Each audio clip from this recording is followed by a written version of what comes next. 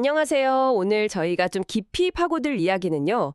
한 5년 전쯤이죠. 사회적으로 큰 논란 속에서 나왔던 약속 하나에 대한 얘기입니다. 바로 그 조국 전 장관 일가가 운영하는 웅동학원, 이거 사회에 환원하겠다 이런 약속이었는데요. 시간이 벌써 꽤 흘렀는데 글쎄요. 이게 어떻게 되어가고 있는지 한번 따라가 보죠. 네, 그때 조 전 장관 쪽에서 웅동학원을 국가나 공익법인에 넘기겠다, 운영해서 손 떼겠다 이렇게 밝혔었죠. 맞아요. 그래서 오늘은 저희가 확보한 자료들을 가지고 그 약속 후에 웅동학원 재정 상태, 특히 그 논란의 핵심이었던 부채 문제나 자산 현황은 어떻게 됐는지, 또 약속 이행을 위한 노력은 어디까지 왔는지 이런 걸 구체적인 숫자로 좀 꼼꼼하게 보려고 합니다. 청취자분께서도 저희 얘기 들으시면서 이게 지금 어떤 상황인지, 뭘 의미하는지 같이 한번 고민해 보시면 좋겠습니다. 네, 그리고 핵심은 그거죠. 약속을 지켰느냐? 90억 원이 훨씬 넘는 빚을 안고 사회 환원을 약속했는데 그 뒤로 실질적으로 빚을 갚으려는 노력이 있었는지, 또 내놓은 계획이라는 게 진짜 진정성이 있는 건지, 이게 관건 아니겠습니까? 그냥 말로만 하고 끝난 건지, 아니면 책임감 있게 뭔가 하긴 한 건지 자료 보면서 좀 냉정하게 들여다볼 필요가 있습니다. 그럼 제일 먼저 역시 문제의 핵심이죠. 웅동학원 부채 규모. 이거부터 좀 명확히 짚고 가야 할 것 같아요. 2019년 그때 약속할 당시에 빚이 92억 원 넘었다고 했잖아요. 정확히 얼마였죠? 네, 그게 2019년 8월 기준으로요.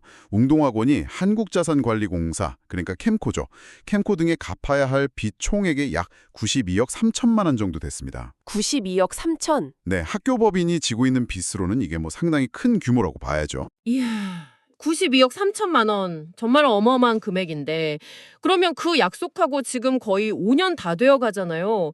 그동안 이 막대한 빚 중에서 실제로 갚은 돈은 얼마나 돼요? 이게 궁금하네요. 저희가 확인한 바로는 상환 내역이 딱 2번 있었습니다. 두 번이요? 네, 2022년 5월에 한 번, 약 363만 원 정도. 그리고 2023년 3월에 또 한 번. 이때는 약 1억 1,177만 원. 이렇게 해서 총 합계가 1억 540만 원 정도. 이게 상환된 전부입니다. 네, 잠시만요. 다시 한번요. 92억 3천만 원 빚 중에서 총 갚은 게 1억 540만 원이라고요? 네, 그렇습니다. 와, 이게 비율로 따지면 그럼 얼마나 되는 거죠? 감이 잘 안 오는데. 계산해보니까요, 전체 빚의 약 1.14% 정도 됩니다. 1.14%? 네, 100% 중에 1% 조금 넘는 수준인 거죠. 야, 1.14%. 5년 동안 92억 빚 중에 고작 1% 남짓 갚았다. 이걸 어떻게 봐야 할까요? 액수도 액수지만 비율로 보니까 이게 더 좀 그러네요. 이걸 빚 갚으려고 진짜 노력했다. 이렇게 보기는 좀 많이 어려워 보이는데요. 네, 바로 그 지점 때문에 비판이 많은 겁니다. 물론 1억 원 넘는 돈이 적은 돈은 아니지만 전체 빚 규모나 그 약속의 무게를 생각하면 이건 너무 미미하다, 이런 평가가 나올 수밖에 없죠. 그래서 신용만 한 거 아니냐, 이런 지적이 나오는 거고요. 근데 말이죠. 웅동아골이 그냥 빚만 많은 게 아니라 제가 알기로는 수익을 낼 수 있는 자산, 특히 땅을 꽤 많이 가지고 있다고 들었거든요. 빚 갚을 능력이 아예 없었던 건 아닐 텐데요? 아, 맞습니다. 그게 중요하죠. 웅동학원이 학교 운영에 직접 쓰는 거 말고 수익 내려고 가지고 있는 땅, 이걸 수익용 기본재산이라고 하는데요. 이걸 상당히 많이 가지고 있어요. 그 규모가 약 43만 제곱미터, 평수로 바꾸면 거의 13만 평 가까이 됩니다. 13만 평이요? 와, 어마어마한 크기네요. 그럼 그 땅 가치는 어느 정도나 돼요? 이게 2021년 공시지가 기준으로만 따져도 평가액이 약 68억 6천만 원에 달했습니다. 68억? 네, 물론 실제로 팔 때는 가격이 달라질 수 있겠지만 어쨌든 상당한 가치가 있는 자산인 건 분명하죠. 68억 원 넘는 땅을 가지고 있는데 빚 갚은 건 1.1%. 그러면 이 자산을 팔아서라도 빚을 좀 적극적으로 갚으려고 했는지 그게 궁금해지네요. 바로 그게 또 중요한 포인트인데요. 이 13만 평이나 되는 수익용 땅 중에서요, 2019년에 사회 환원 약속한 이후에 빚 갚으려고 실제로 판 건 딱 한 번 있었어요. 2021년 8월에요. 아, 팔긴 팔았군요. 얼마큼요? 매각된 땅이 임야 약 11평, 정확히는 36.32제곱미터였습니다. 네, 11평이요. 13만 평 중에서 고작 11평을 팔았다고요? 아, 이게 평수로 따지니까 더 확 와닿는데요. 네, 그렇습니다. 그리고 이 11평짜리 임야 팔아서 받은 돈이 약 363만 원 정도예요. 363만 원? 네. 아마 이 돈이 2022년 5월에 처음 갚았던 그 돈의 출처가 아니었을까 그렇게 보이는 거죠. 와, 68억 원 넘는 자산 중에 11평 팔아서 363만 원 만들어서 첫 상환을 했다. 이 사실만 보면 이게 정말 빚을 갚겠다는 의지가 있었던 건지 참 의심이 들 수밖에 없겠네요. 혹시 뭐 땅 파는데 법적인 제약이 있다거나 뭐 우리에게 모르는 다른 어려움 같은 게 있었을 수도 있지 않을까요? 물론 뭐 사립학교 재산 처분하려면 교육당국 허가도 받아야 하고 절차가 있긴 합니다. 근데요, 웅동학원 쪽에서 빚 갚으려고 적극적으로 땅 팔려고 노력했다 이런 증거나 정황은 사실 찾아보기가 어려워요. 오히려 몇 년 동안 거의 움직임이 없다가 아주 작은 땅만 팔았다는 점. 이게 좀 다른 해석을 낳는 거죠. 전체 자산 규모에 비하면 너무나 미미한 조치였으니까요. 그래서 뭐 외부적인 어려움보다는 그냥 내부적으로 그럴 의지가 부족했던 거 아니냐 이렇게 보는 시각이 많습니다. 결국 뭐 이렇게 계속 지지부진하니까 채권자인 캠코가 직접 나선 거군요. 네, 그렇죠. 빚 갚는 게 영 시원찮으니까 한국자산관리공사 캠코가 2024년 2월 22일에 웅동학원이 가진 수익용 토지에 대해서 가압류 조치를 했어요. 캠코 같은 공공기관이 학교법인 재산에 가압류를 걸었다. 이건 좀 심각하게 받아들여야 하는 거 아닌가요? 흔한 일은 아닐 것 같은데. 보통 금융기관이나 공공기관이 채무자 재산에 가압류를 건다는 건요, 빚 갚는 게 오랫동안 밀렸거나 아니면 갚을 가능성이 매우 낮다고 판단될 때, 혹은 뭐 최악의 경우엔 채무자가 재산을 빼돌리거나 처분할까 봐 걱정될 때 하는 법적 조치거든요. 일단 재산을 묶어두고 나중에 강제 집행하려고 대비하는 거죠. 그러니까 캠코가 웅동학원 땅에 가압류를 했다는 것 자체가 이 채무 상황 상태가 매우 비정상적이고 심각했구나, 이걸 보여주는 강력한 신호라고 볼 수 있습니다. 캠코의 가압류라는 센 압박, 그리고 작년 국정감사 같은 데서 또 이 문제가 막 나오면서 여론도 안 좋아지고 하니까 그제야 웅동학원 쪽에서 뭔가 좀 움직이기 시작한 거다, 이렇게 볼 수 있겠네요. 네, 정황상 충분히 그렇게 볼 수 있죠. 외부 압박이랑 비판 여론이 커지는 시점이랑 맞물려서 웅동학원 측이 작년 말에요, 경상남도 교육청에 채무상환계획서라는 걸 냈습니다. 여기에는 이제 빚을 다 갚고 원래 약속대로 사회에 환원하겠다 뭐 이런 내용이 들어있었다고 해요. 드디어 뭔가 구체적인 계획이 나왔나 싶었는데 이것도 내용을 자세히 보니까 또 좀 고개를 갸웃하게 된다는 얘기가 있더라고요. 특히 빚 다 갚는 시점, 이게 논란이라면서요. 맞습니다. 웅동학원이 냈다는 그 계획서를 보면요, 92억 넘는 빚을 전부 갚겠다고 목표로 잡은 시점이 지금부터 10년 뒤인 2034년입니다. 2034년이요. 앞으로 10년이나 더 걸려서 갚겠다는 계획이군요.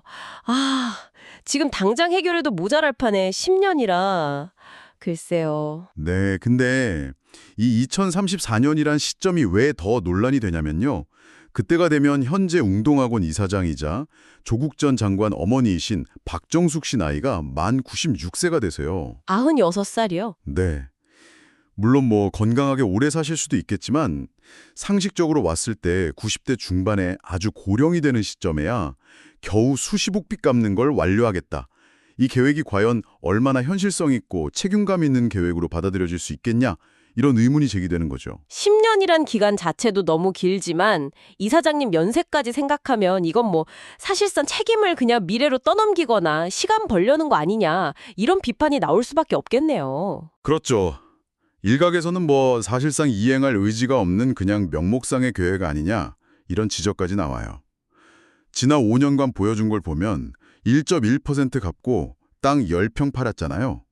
그런데 앞으로 10년 안에 남은 99% 빚을 어떻게 갚겠다는 건지 뭐 구체적인 방법이나 담보 같은 것도 없이 그냥 2034년에 다 갚겠다, 이 목표 시점만 딱 제시한 건 설득력이 떨어진다, 이런 비판이죠. 그래서 그때 국민의힘 서지영 외왕 같은 분은 채무 1.1% 갚고 땅 0.008% 팔고 빚은 10년 뒤에나 다 갚겠다니 이건 국민 기만이다, 이렇게 아주 강하게 비판하기도 했었죠.